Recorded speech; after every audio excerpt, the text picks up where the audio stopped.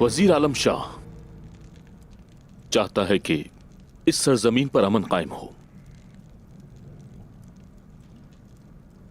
हमने मुसलसल जंग की है और बहुत कुछ खोया। वैसे भी हम मुसीबतों में घिरे ही रहते हैं। मेरा ख्याल है कि मेरी बात सुनिए, सुलह हम नहीं करेंगे भाईजान। उसे नहीं जाने देंगे जिसने हमारे पास पनाह ली है। मुझे वजीर की नीयत का इल्म नहीं है, लेकिन मुझे ठीक बिल्कुल नहीं लग रहा। वजीर आलम शाह हकीकत को पर्दे में रखकर तुर्कमान सरदारों को उनके मकसद से हटाना चाहता है पीछे। शेख अदाब अली हकीकत जानकर वापस आएंगे। अल्लाह के हुक्म से देखना, हम उस वजीर को भी संभाल लेंगे। इंशाअल्लाह। हम वजीर को जरूर संभाल लेंगे, लेकिन सल्जोक बड़ा है।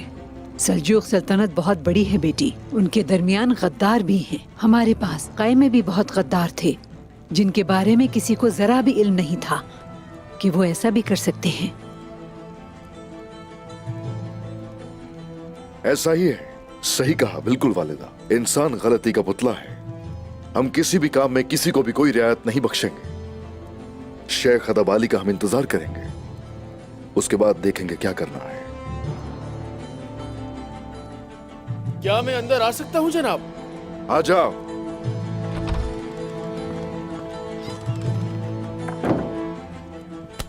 हुजूर, शेख अदब अली। क्या हुआ उन्हें? शेख अदब अली पर कोनिया जाते हुए किसी ने घात लगाकर हमला कर दिया। बाला, अपने आप को संभालो। मेरे शेख बेटी, वो अल्लाह के हुक्म से वापस आएंगे इंशाअल्लाह।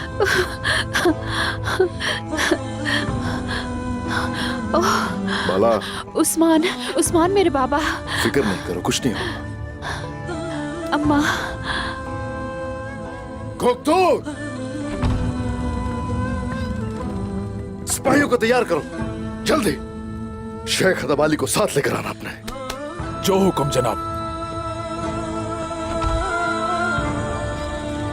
सब ठीक हो जाएगा।